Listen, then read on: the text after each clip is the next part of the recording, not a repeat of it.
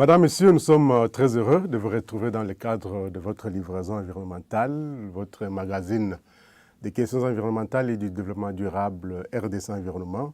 Comme vous le savez, c'est une production de la rédaction de l'agence Galaxy Media. Le ciment est l'un des matériaux, en tout cas, parmi les plus importants dans la construction. Mais comment est-il fabriqué, ce ciment, et avec quel impact sur l'environnement?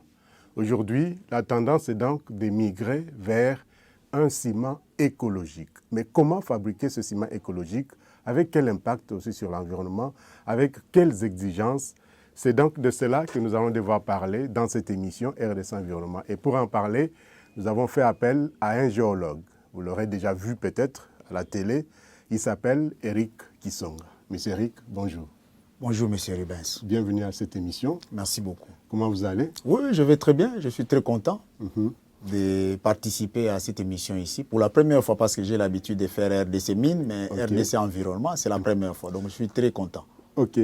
Alors, vous êtes géologue, mais aujourd'hui, en tout cas, nous allons parler de l'écologie. Alors, pour mettre un peu nos téléspectateurs dans les bains, en tant que géologue, est-ce que vous pouvez nous dire d'abord ce que c'est la géologie, même si nous ne sommes pas dans RDC Mine?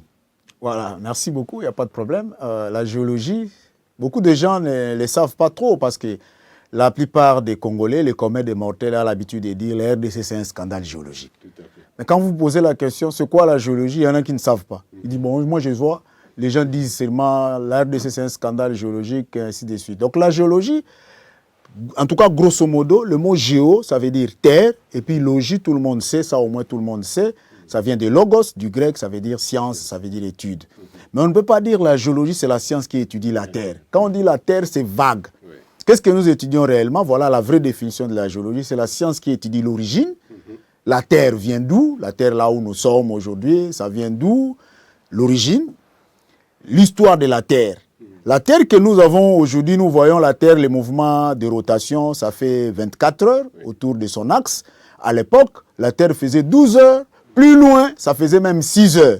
Donc il y a toute une histoire et toute une évolution. La Terre d'hier n'est pas la Terre d'aujourd'hui. Quand je dis hier, c'est en termes de millions d'années, voire des milliards d'années. Et aujourd'hui, ce n'est pas la même chose. Donc nous étudions l'origine, l'histoire, l'évolution, la composition. Qu'est-ce qu'on trouve dans la Terre? C'est vrai, nous sommes au niveau de la surface, mais à l'intérieur de la Terre, il y a quoi? Donc la composition, la constitution de la Terre, les gens diront il y a des minéraux, il y a ceci, il y a cela, mais on ne s'arrête pas seulement aux minéraux qui sont pratiquement à la partie superficielle de la Terre. Nous allons même en profondeur, ça c'est la structure de la Terre, les noyaux de la Terre, le manteau mésosphérique, manteau asténosphérique, lithosphérique. C'est ça un peu tout ce que nous étudions en géologie. Mais en dehors de ça, la géologie étudie également les phénomènes qui se déroulent sur la Terre. Par exemple, le volcanisme. Récemment, ici, il y a une éruption volcanique à l'est de la RDC à Goma. Tout le monde a paniqué, même nous, les géologues, nous étions très contents parce que ça, c'est notre domaine. Il y a également les tremblements de terre qu'on appelle généralement les séismes. Ce sont des phénomènes qu'on appelle les phénomènes internes qui font partie de la géodynamique interne. Et au niveau de la surface, il y a aussi des phénomènes externes qui font partie de la géodynamique externe. Par exemple, les érosions, les inondations, tout ça, c'est ce que nous étudions en géologie. C'est ça un peu la géologie. OK, merci beaucoup pour cet éclaircissement. Alors, la production du ciment écologique. Monsieur Eric Kisonga, c'est de cela que nous allons parler dans cette émission. Mais il faut dire d'emblée que la fabrication d'une tonne de ciment entraîne jusqu'à 900 kg de dioxyde de carbone. Les cimentiers historiques cherchent depuis des années à alléger leur empreinte écologique, d'où la nécessité donc de migrer vers la fabrication du ciment écologique.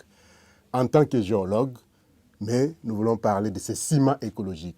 Qu'est-ce qu'on peut comprendre par un ciment écologique? Voilà. Avant de répondre d'abord à ça, un ciment écologique, j'aimerais mieux commencer d'abord par dire que la RDC aujourd'hui, vous voyez de temps en temps on dit la RDC c'est, disons, j'allais dire de temps en temps on dit il y a les changements climatiques, le réchauffement planétaire, le réchauffement climatique, ainsi de suite.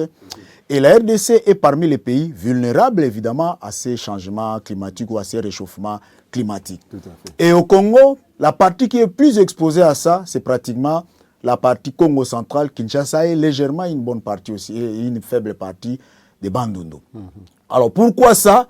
Parce qu'évidemment, la plupart des industries sont concentrées au Congo central. Et ces industries, comme tout le monde le sait, ce sont des cimenteries. Oui. Il y a pas mal de cimenteries au Congo central parce que l'ingrédient essentiel de la fabrication du ciment ici, c'est le calcaire qui est pratiquement dans le Congo central en grande quantité. Voilà un peu pourquoi est-ce que le Congo central se trouve dans les carcans de cette manière de voir les choses, c'est-à-dire de migrer vers les ciments écologiques, parce que nous avons déjà des problèmes de changement climatique, de réchauffement climatique dans notre partie ici du Congo central et même dans la RDC en général.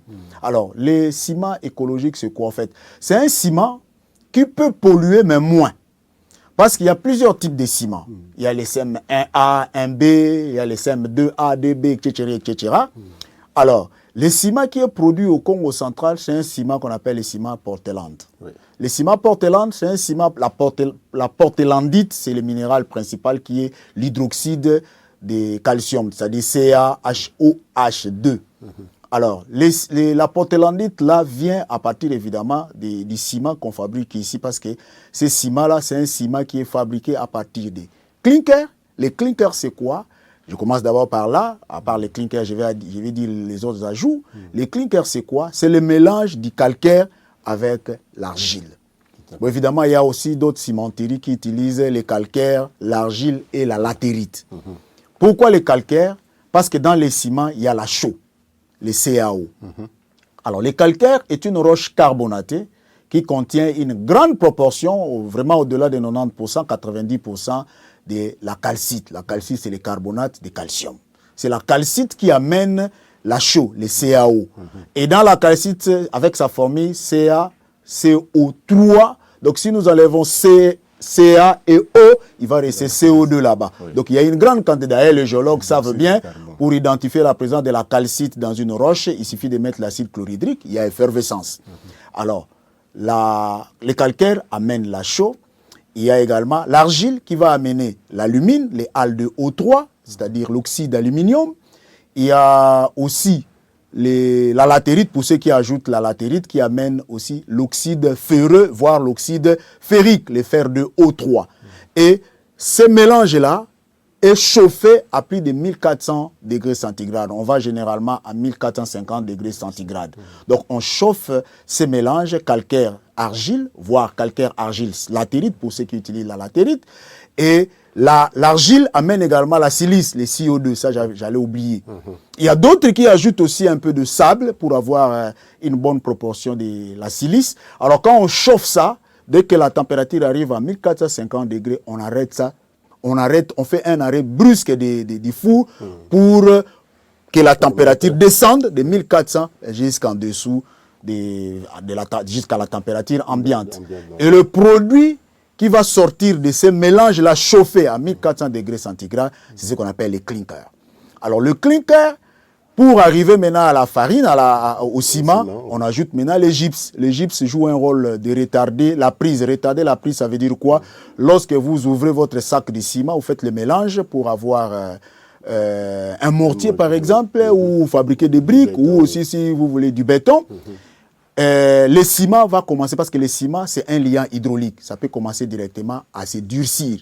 C'est ça ce qu'on appelle la prise. Donc, à se durcir. Bon, évidemment, la prise et le durcissement, il y a quand même des nuances, mais ce n'est pas parfaitement la prise égale le durcissement, non. Le durcissement vient avec le temps, mais la prise, c'est le moment où les mélanges commencent petit à petit à se durcir. C'est là qu'on ajoute les gypses. Les gypses vont jouer maintenant le rôle de retardateur de prise. Donc, dans les ciments, s'il n'y a pas de gypses, les ciments allaient directement, dès que vous ouvrez, ça commence à se durcir. Donc, si vous coulez votre béton dans une maison ou une dalle ou un radier, vous n'allez même pas arriver à la fin. Dans votre mélange, ça va déjà commencer à devenir solide. Donc, les ciments, c'est l'ingrédient essentiel aujourd'hui dans la construction. Que vous utilisez le mortier c'est quoi? C'est le mélange de sable avec le ciment qu'on utilise pour coller une brique à une autre. On appelle ça le mortier. La brique elle-même, pour la fabriquer, on a besoin du ciment et le sable, sauf les briques à dôme ou des briques d'argile qui sont chauffées, qui sont cuites et puis chauffées. Et même si vous allez sur les bétons, vous avez les ciments mélangés avec les sables, les granulats, sable concassé, ainsi de suite. Donc, l'ingrédient essentiel dans la construction aujourd'hui, c'est les ciments. Voilà pourquoi il y a aussi une multitude de cimenteries au Congo central, parce que la roche est disponible. À plusieurs endroits, cette roche-là commence déjà, dès que vous dépassez Kisantu, jusqu'à un peu plus loin là-bas, vers Kisonga, Songololo, vous trouverez Donc, cette on peut roche-là avoir une même. multitude Des cimenteries. On peut arriver même jusqu'à 50 cimenteries. Au Congo central, il y aura de l'espace. Parce que la roche continue même jusqu'au Congo-Brazza, même à Luozi. On peut avoir autant de cimenteries parce que la roche est là. Donc cette disponibilité a fait aussi, disponibilité de la roche, a fait aussi qu'il y ait la présence de multitudes ou de plusieurs cimenteries au Congo central. Et surtout que la RDC, c'est un pays en construction, un pays qui sera émergent d'ici là. Nous espérons vraiment, avec tous les efforts du gouvernement, que je vous félicite, coup de chapeau, avec le président de la République qui est en train de travailler d'arrache-pied, nous voyons de plus en plus plusieurs chantiers qui sont ouverts ça et là, plusieurs constructions. Donc les gens ont impérativement besoin du ciment. Voilà des quantités importantes de ciment qui sont produites. Ces quantités ne sont pas produites seulement pour la ville de Kinshasa, mais ça peut aussi aller ailleurs. Vous comprenez la nécessité d'avoir un ciment écologique, parce qu'il y a tellement trop de cimenteries, ça veut dire qu'il y a aussi beaucoup de pollution. Alors, aujourd'hui, nous voyons, avec toutes ces cimenteries installées particulièrement dans le Congo central, nous voyons quand ces cimenteries produisent leur ciment, nous voyons les tas de poussière qui est dégagé même sur les cultures. Est-ce que aujourd'hui, parce que nous parlons de cette transition vers une cimenterie écologique ou du ciment écologique, est-ce qu'aujourd'hui, la RDC est prête pour migrer, ou les cimenteries, quoi, elles sont prêtes pour migrer vers ces ciments écologiques? Évidemment, les cimenteries sont prêtes, et il y en a même qui sont déjà en train de passer, au lieu d'avoir les 100% des clinkers, il y a déjà des cimenteries qui sont en train de réduire un peu la quantité importante de clinkers. Pourquoi ciment vert? Parce que, évidemment, comme j'avais dit ici, le calcaire a une grande proportion d'un minéral qu'on appelle la calcite, qui est le carbonate de calcium. Donc, dedans, il y a le CO2. En réalité, pour produire les clinkers, lorsque vous avez 100% de calcaire, vous allez avoir 56% de la chaux, CaO, et 44% de CO2. Ce qui veut dire, si nous prenons une tonne de calcaire qui sera chauffé, on aura 560 pratiquement, parce que 56% des 1000, ça sera 560 kg de la chaux et 440 kg de CO2. Vous voyez des quantités importantes de CO2 qui sont rejetées dans la nature. Or, le CO2 est parmi les gaz à effet de serre. Gaz à effet de serre, ça veut dire quoi? Ce sont des gaz qui contribuent au réchauffement planétaire. Quand ces gaz-là sont en train de monter, normalement les végétaux ou la végétation, dans le processus de photosynthèse, la végétation a tendance à absorber les gaz à effet de serre, entre autres les CO2. Or, si vous regardez pour ceux qui ont l'habitude de voyager, le Congo central, les forêts sont pratiquement en train de disparaître. À cause de la coupe de bois, la fabrication de la braise ou de bois de chauffage, de la braise, j'ai dit, les bois de chauffage, tout ça, ça fait en sorte que des forêts primaires n'existent plus. Ou des forêts primaires existent, mais en faible quantité. Il y a actuellement des forêts en régénération. La plupart des forêts sont en train de disparaître. Par conséquent, les CO2 qui sont rejetés par la fabrication ou la production du ciment commencent à monter. Au lieu que ça soit absorbé, captivé par les végétaux, ça commence maintenant à monter à l'atmosphère, et c'est ce qui contribue aujourd'hui au réchauffement. Je ne sais pas si vous êtes en train de constater, nous sommes en pleine saison sèche, mais regardez, de temps en temps, il fait chaud, comme si nous étions au mois de septembre où il fait chaud, comme si nous étions au mois d'octobre où il y a des débits de pluie avec la transition entre la saison sèche et la saison de pluie. Il fait de plus en plus chaud. Tout ça, ce sont des méfaits ou ce sont des raisons du changement climatique, c'est-à-dire des témoignages, de preuves qu'il y a évidemment les changements climatiques.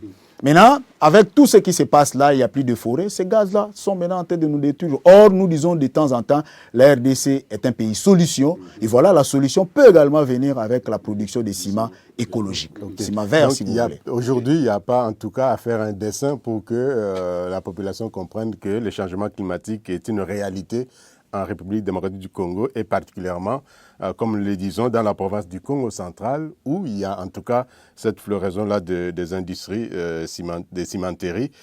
Mais qu'est-ce qui peut différencier aujourd'hui, M. Eric, la fabrication du ciment traditionnel comme on les voit aujourd'hui et la fabrication du ciment écologique comme on l'appelle, parce que selon les experts, même les ciments écologiques contiennent du silice et de l'alumine comme vous l'aviez dit tantôt. Mais quelle est la procédé même de la fabrication du ciment traditionnel et du ciment écologique qui doit être promis aujourd'hui? Voilà, donc quand nous parlons de ciment écologique ou ciment vert, comme on a l'habitude de dire, tout ce qui ne pollue pas ou tout ce qui pollue moins, nous avons tendance à passer vers le vert, il n'y a pas pollution zéro. Ce n'est pas de la nouveauté, ça existe déjà. Si vous allez à Goma, vous allez trouver qu'à Goma, on produit les ciments écologiques. Plusieurs roches qu'on peut aussi facilement utiliser. Exact. Comme il y a eu éruption volcanique, voilà pourquoi j'ai dit pour nous les géologues, quand il y a éruption volcanique, nous ne voyons pas seulement les décès, que ceux qui ont perdu leurs membres des familles à l'éruption volcanique récente de Nyiragongo puissent recevoir encore une fois nos condoléances. Nous ne manquons pas de morts quand même, mais nous les géologues, nous nous réjouissons de temps en temps qu'il y a aussi éruption volcanique parce que la lave qui a coulé là, si vous allez aujourd'hui, vous allez trouver que ce n'est plus une lave, c'est devenu une roche. Cette roche-là a une grande proportion de pouzzolanicité. Donc le ciment fabriqué à Goma, c'est un ciment pouzzolane, différent du ciment fabriqué au Congo central qui est un ciment Portland. La différence déjà vient à ce niveau-là. La différence que vous voyez à ce niveau-là, ciment pozzolanique, ciment Portland, il y a aussi d'autres ciments spéciaux. D'ailleurs, nous avons toute une équipe avec certains amis que je salue, je peux même citer leur nom, Max Seke avec Guiguens Bongwele.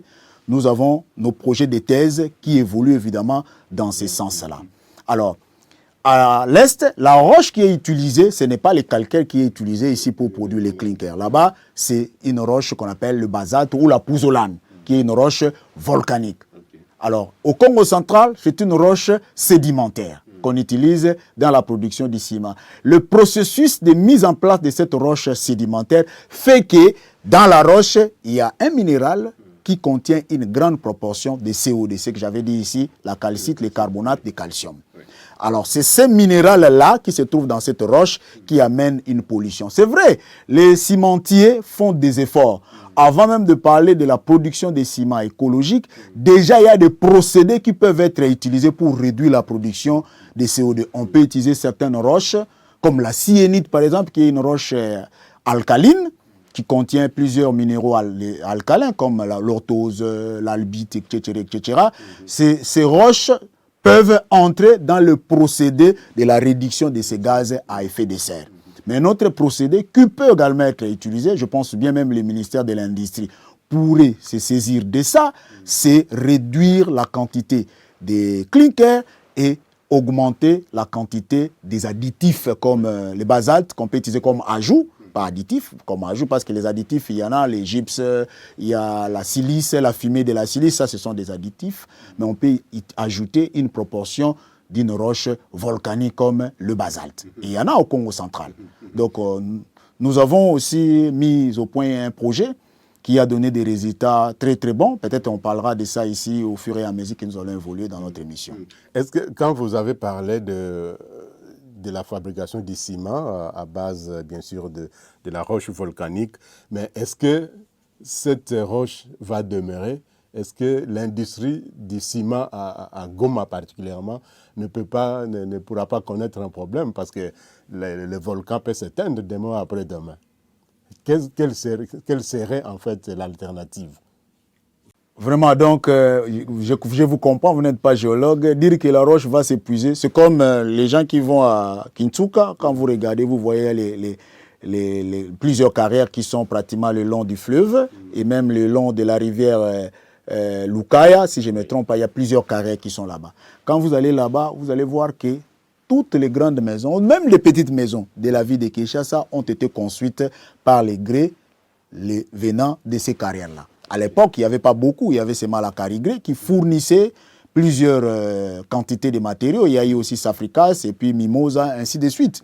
Mais quand vous allez là-bas, la roche est toujours là.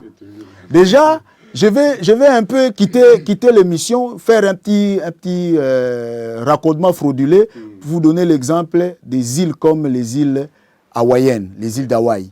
Ces îles-là sont constituées uniquement de ces roches-là, les roches volcaniques. Donc, petit à petit, il y a eu éruption volcanique parce que la terre que vous voyez, que nous avons définie au début avant de commencer, est constituée de plaques. Ces plaques-là sont en mouvement. Il y en a qui se cognent, il y en a qui s'écartent. Alors, dans ces mouvements-là, ça crée aussi des zones où nous avons les volcans. Où, si vous voulez, nous avons les phénomènes de volcanisme. Alors, il y a des laves qui coulent depuis des millions d'années, qui ont constitué pratiquement des couches et des couches jusqu'à ce que ces couches-là sont sorties de la surface de l'eau pour avoir ce que nous appelons Hawaï. La même chose aussi avec Islande. Ce sont des îles, des grands pays, mais qui ont commencé par des petites quantités de lave, mais qui ont commencé après des millions d'années à s'agrandir pour avoir ça. Donc, ce qui veut dire qu'il est difficile de dire que la roche là va s'épuiser. S'il n'y a plus d'éruption volcanique, la roche ne va plus sortir. Bon, le Nyiragongo est parmi les volcans les plus actifs du monde. D'ailleurs, il y a un étudiant, sous la bénédiction du professeur Albert Ongenangenda, je lui ai donné un sujet de parler un peu de l'historique des éruptions volcaniques de Nyiragongo. Il est en G3, il est déjà en train de terminer son TFC, pour dire qu'il y a eu plusieurs éruptions. Les éruptions ne sont pas après une année, après 2 ans, ça peut être après 10 ans, ça peut être après 20 ans. Je peux donner l'exemple de plusieurs volcans au monde, le mont Sainte-Hélène, par exemple, aux États-Unis d'Amérique, qui a émis des laves après 500 ans. C'est-à-dire 5 siècles après. Les gens avaient même dit, bon, c'est un volcan éteint, tout ça. C'est pourquoi nous, les géologues, aujourd'hui, nous ne parlons pas de volcans éteints, parce qu'il peut y avoir des éruptions volcaniques après plusieurs siècles. La même chose aussi avec les monts Fuji au Japon. 500 ans après, il y a eu des éruptions volcaniques. Donc, la roche est là. C'est vrai, s'il y a une alternative, il y a plusieurs types de roches volcaniques qu'on peut facilement essayer de voir. Voilà même l'objectif que nous, dans notre petite unité de recherche avec les amis, nous avons besoin cette année ici de faire des études de plusieurs roches pour voir leur pouzzolanicité. C'est-à-dire si ces roches-là peuvent entrer dans la chaîne de production du ciment. Donc, dire que ça va s'épuiser, c'est quand même un peu drôle du point de vue géologique, mais la roche est là. Ce n'est pas comme les minéraux parce que la roche se renouvelle de temps en temps lorsqu'il y a éruption volcanique, ainsi de suite. Alors, les fabricants de ciment écologique renseignent que dans le processus, le bilan carbone est même divisé par 5 parce qu'il n'y a pas plus de production de dioxyde de carbone. Alors, quels peuvent être aujourd'hui les avantages, mais aussi peut-être les désavantages aussi d'un tel ciment, peut-être par rapport aux exigences, par rapport à la technologie, parce qu'aujourd'hui, il faut parler de transfert de technologie pour arriver à la fabrication du ciment écologique. Quelles sont les exigences, quelles sont les conséquences, tant positives que négatives, qui rentrent dans la fabrication du ciment écologique? Ok, je prends pour le cas de la partie ouest, c'est ici, parce qu'à l'est, là-bas, il n'y a pas trop de problème, la roche est là. Mais ici à l'ouest, ville de Kinshasa, Congo central, nous avons un bassin sédimentaire. Nous sommes dans un domaine pratiquement sédimentaire. C'est vrai, une partie du Congo central, nous avons les roches les plus anciennes, mais une bonne partie se trouve dans la cuvette centrale où nous avons les roches sédimentaires. Ce qui veut dire que la matière première disponible, c'est ces calcaires-là. Alors, soit il faut dire qu'on peut accentuer le processus de captage, si vous voulez, permettez-moi, captage entre guillemets, les CO2, le dioxyde de carbone qui émanent de la fabrication des ciments de Portland. Alors, soit on peut passer à ce que nous avons mené comme étude. On a déjà fait cette étude-là. Il y a eu une étudiante qui avait soutenu un mémoire qui était très très bien fait. C'est Mibenga. Ces mémoires a donné des résultats très escomptés par rapport à ce que nous avons fait comme ajout. Qu'est-ce que nous avons fait? Il y a eu une proportion de clinker qui était évaluée pratiquement à 75%, donc 75% comme disent les Belges, et 25% de basalte. Le basalte là provenait des Boma, des Matadi, j'allais dire pas Boma, des Matadi, et ça donnait de bons résultats. Alors, nous sommes allés frapper la porte à des cimentiers Mais il y a d'autres qui ne se sont pas intéressés de ça. Je vais dire pourquoi, la raison. Mais il y a une cimenterie qui s'est intéressée à ces projets. Donc le projet actuellement est leur propre projet. Mais c'est nous qui avons amené ça là-bas. Alors, il y a également à Kassi. On retrouve quand même quelques coulées de ces basaltes, de cette roche-là volcanique qu'on appelle les basaltes. On trouve également une autre roche. Ça, c'est moi qui ai même proposé ça en dehors des basaltes parce que les basaltes avaient donné un bon résultat. Et nous avons mis des étudiants qui ont fait, là c'était les basaltes de Matadi, qui sont des métabasaltes. Nous avons mis aussi des étudiants sur des basaltes de Kassi, qui ont donné de bons résultats. Ils ont fait même une étude comparative avec l'étude précédente. Et j'ai proposé aussi une autre roche qu'on appelle la dolérite. La dolérite, j'allais dire, est une roche intermédiaire entre le gabbro, qui est une roche de profondeur. Donc le magma, quand ça monte, ça c'est vraiment un autre processus qui n'a rien à voir avec l'émission, mais quand le magma monte dans l'ascension, il y a une partie du magma qui se refroidit en profondeur. Cette partie qui se refroidit en profondeur nous donne des roches magmatiques de profondeur qu'on appelle des roches intrusives. Une partie arrive jusqu'à la surface, mais ça arrive jusqu'à la surface là où il y a des volcans. À partir de la cheminée, ça arrive jusqu'à la surface, en passant évidemment par une chambre ou plusieurs chambres magmatiques. Maintenant, il y a une partie qui se refroidit aussi en montant, donc nous appelons ça des roches intermédiaires. Alors, le gabbro, qui est une roche de profondeur, les basaltes, qui est une roche de surface, et à l'intermédiaire, il y a une roche qu'on appelle la dolérite, qui se trouve aussi en grande quantité dans le Congo central. Nous avons tenté de faire une étude. D'ailleurs, j'ai même mis encore un étudiant sur ça cette année ici, mais il va défendre l'année prochaine pour voir également la pouzzolanicité. Comme j'ai dit ici, nous avons plusieurs idées d'avoir plusieurs roches et tenter quelles sont les roches qui vont donner de bons résultats. Donc, dans cette logique, nous avons trouvé qu'il y a une alternative qui peut permettre à ce qu'on puisse sensiblement réduire les quantités de CO2, de dioxyde de carbone. On a également tenté, pour faire une étude contradictoire avec l'étude précédente, pour affirmer ou infirmer les résultats précédents. Nous avons encore travaillé sur les basaltes de Matadi, les métabasaltes, et des Kassi pour faire cette étude comparative. Mais nous avons compris que les ciments avaient donné une résistance excellente. Les ciments ont leur classe. Dans les classes des ciments, nous avons les ciments de 32.5 R. Quand vous voyez dans un sac de ciment, on écrit 32.5 R. R, ça veut dire prise rapide. Il y a les ciments de 42.5 R, il y a les ciments de 52.5 R. Alors, quand on fait les analyses au laboratoire, les analyses de 32, par exemple, 0.5, à 28e jour de l'immersion des petites briquettes qu'on fabrique pour voir la résistance de ces ciments-là, vous devez déjà atteindre une résistance de 32. Ou plus. Généralement, on peut aller même jusque dans les 37. Et là, on se dit, ça c'est un bon ciment, on peut faire ça. Parce qu'il ne faut pas croire qu'on produit les ciments, on vend directement. Les cimentiers, quand il faut produire les ciments, pour toutes les matières premières qui entrent dans la fabrication du ciment, eux-mêmes essayent déjà de voir ça à partir des laboratoires pour voir si le résultat sera conforme. Parce que, imaginez un peu, on vous produit un ciment qui donne une résistance de 32.5 R. On produit un deuxième lot qui donne une résistance de 28 ou une résistance de 34. Mais vous êtes en train de construire un bâtiment ou un barrage. Le barrage est construit uniquement du béton. Si vous avez des variations de résistance du ciment, ça va impacter sur la durabilité de votre ouvrage. C'est pourquoi il faut avoir une certaine conformité de votre ciment.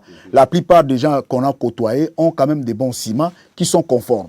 C'est-à-dire, si vous prenez plusieurs lots, vous n'allez pas avoir de problèmes de variation de résistance. Ça veut dire que ça va aller. Donc, nous avons tenté, nous avons vu aussi que ça donnait un bon résultat. Donc, ça a affirmé ou confirmé le résultat précédent qui était défendu par une dame et les résultats de l'autre qui était défendu par deux messieurs, Kizito et puis Muyongele, qui a donné aussi un très bon résultat. Donc, nous sommes dans les bons et la cimenterie s'est saisie de ces projets. Et maintenant, c'est peut-être l'État congolais qui peut voir l'applicabilité de ces ciments-là écologiques pour éviter la pollution, parce que les ciments Portland pollue énormément, les CM1 polluent énormément à cause d'une quantité importante de CO2 qui sont dégagés. Quand bien même il y a des procédés qui permettent de capter les CO2 pour en faire autre chose.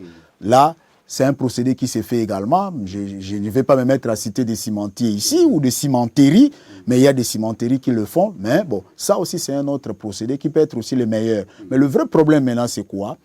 produire le ciment ou construire une route, par exemple, il faut chercher à ce que les matériaux, la matière première, soient aux environs.